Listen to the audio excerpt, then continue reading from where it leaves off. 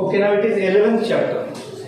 Now this was probably the best chapter when there was a serial named Mahabharata on Delhi Doordarshan. I don't know whether you were born that time or not.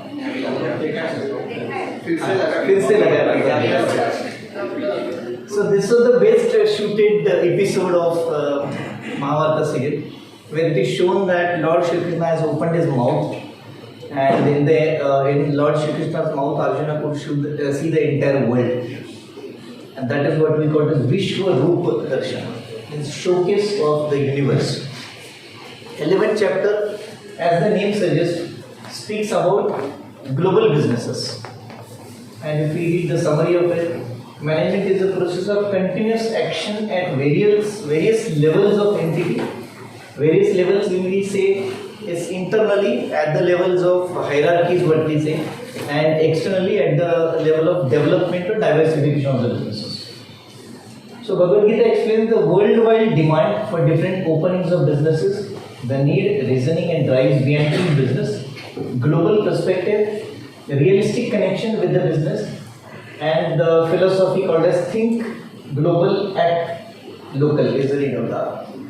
So if you see the bold letters, global perspective and realistic connection. So global perspective speaks about giving you businesses going out of your country, wherever may be the country of origin, from there taking your businesses out of those countries and spreading it over across the world, and those businesses are said to be global businesses. And in typical management terms we call as MNCs, multinational companies.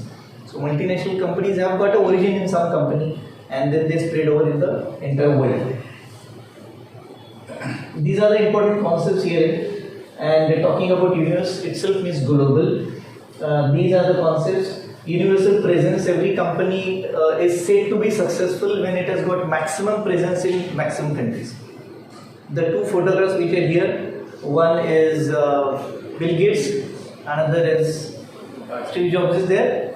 Okay, no. So those are the two companies, for the namesake we can consider as an example. Those have reached to almost each and every corner of the world. Another example of global universal presence company could be Coca-Cola and Pepsi. You go to any corner, literally any damn corner in the world, you will have a tapri kind of thing and you will get Coca-Cola and Pepsi. That is the reach, that is the presence which universal presence is talking about. That is a kind of, seeping into the each and every corner of the world what really means. More than 200 plus countries are there in the world. In every country, you will have the presence. I had gone to a country named as Rwanda, which is in Africa.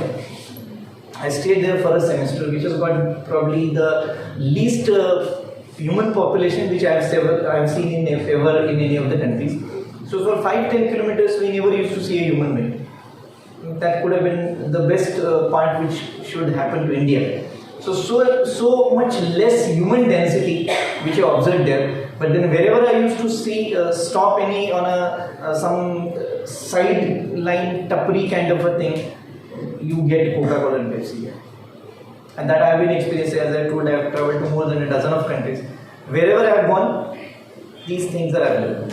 And that is what we really mean by expanding our business or thinking business to become global. So universal presence we are talking about. Limitless global means there is no any particular limit how far you should expand your businesses. So as far as possible you should reach to each and every corner. Vision to be global. Now what is required for becoming your company to be global is the vision which these people have. Vision to be global means I do not want my company to remain only limited to the local market. I want to expand. And how will I expand? How will I use the resources? How will I go and have my branches or manufacturing or distribution or dealers or sellers available in all the countries? That vision I need to have. Vision is expansion of the business. That vision not all the people have. So there is a very clear-cut mention in Bhagavad Gita, Natumam shakyate sakyase drishtu manunaiva swachakshusha divyam dadamite chakshu. So it is even shown in that particular serial that Lord Shri Krishna says that this particular incarnation is so difficult for you to see that you cannot see it by your normal eyes. So I'll give a different power to your eyes so that you would be able to see it. which connected with management thought is nothing but a vision. So if you think about different companies, different organizations, every company, every organization has got a vision. Even in our institution also you might have seen vision and mission boards are there. So vision is looking into the future, and the person, when I say person, means the CEO or MD or the owner of the company, founder of the company, should have to have the vision to go into the global. Then only that company can go global. Otherwise, there are many outlets which we see, there are many shops, many businesses which are limited only to Pune city, which are limited probably only to Maharashtra, which probably maximum limited to India. They don't think about going global, going out of country, going out of India, because they do not have vision to do that. So somebody has to have the vision to become global, then only that company can progress and become really global. So that vision is required, which very less people have. Who's this person on this side? If you remember, there was one sentence which I said 2-3 lectures before. Customer is the king. He has said this in 1905.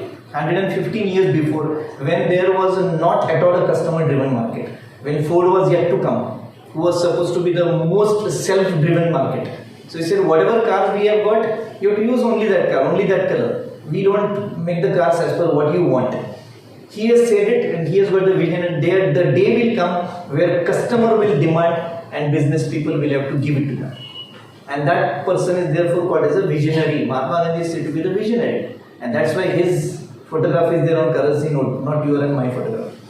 Because visionary are only those people who have got vision to look into the future. What is going to happen after 100 years that this person can see. And that is expected at least to be seen by a CEO or MD of a company. What is the future of the businesses?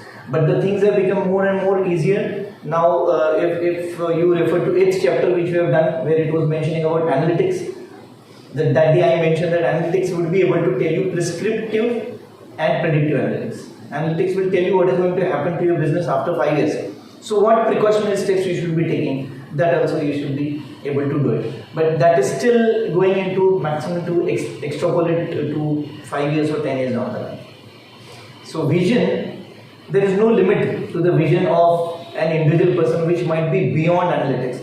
Because I have been always talking to you that human beings are the more important factors in any organization at any given point of time. There are no machines which can replace human beings, because those machines are designed by humans. So human brain is supposed to be the superpower, and all the superpower computers are designed by human beings. Robots are designed by human beings, right? So brain or vision of an individual person can go beyond analytics, and that vision is required by the owner or by the leader of the company. So global view, from that perspective, it is again speaking about anxiety and stress. The more you expand your businesses, the more problems it is likely to give to you. So how to sort out the problem sitting at the top chair, you have to manage a lot of anxiety and stress. Globe, in Globe there is a universal competition. So you are not competing with anybody local. So you have to compete with the global standards, global SOPs, then global quality. That's why there are quality certifications given by the global agencies. Right, so you have to acquire that. You really have to compete with the global competitors and not the local competitors. There is a concept of global product life cycle, much similar to the product life cycle which you already learned in marketing: rise, then peak, and then decline. So the same steps are there in global product life cycle also. It is also mentioned there, and it is in the form of "at the time" and the powerful destroyer of the world. So any company can come up, and then it can reach to the peak, and the day is not far when the company will start declining as far as its demand for the product is there in the market or not.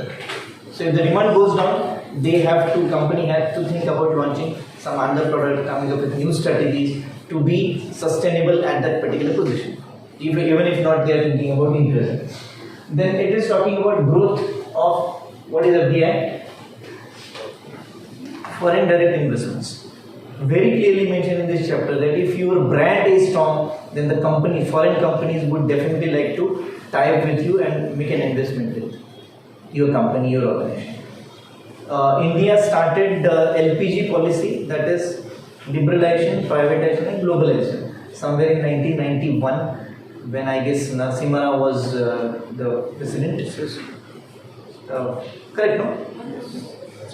Manmohan Singh was president, Narasimha was Manmohan Singh was finance minister.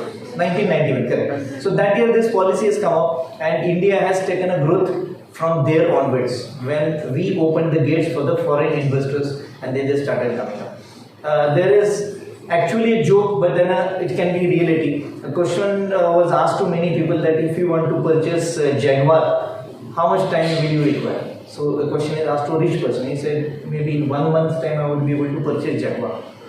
Then a slightly more richer person, the question was asked, he said, I'll purchase in just 15 days. The question was asked to him, when will you purchase Jaguar? He said, 5 years. People were surprised that rich person who is having some fractions of wealth as compared to you, he is purchasing in 15 days. How come you are taking 5 years? Then what he said, Jaguar is a very big company. So all those rich people were thinking about purchasing a Jaguar as only one car. He was thinking about purchasing a big company and he has purchased it. That is what is called as a vision, which only top people have. And the rich people also always think about buying for himself. So he is thinking about buying the entire company and then he has proven it that whatever I have decided I can do it. With reference to another chapter coming up later. So foreign direct investment could be possible. Why Jaguar will sell their company to Tata, which is an Indian company? Because they have got their brand image and goodwill generated in the global market as well. That's why company decided to put into these FDIs into Indian companies. And all these sovereign countries, there are of course a lot of global challenges and changes which are happening. So you have to keep a pace with it. So it speaks about. It was talked about Lord Shri Krishna that you are gigantic, you are magnificent, you are sovereign, you are supreme, you are ultimate in knowledge, and you are the entire universe. And that people should talk about you and your companies.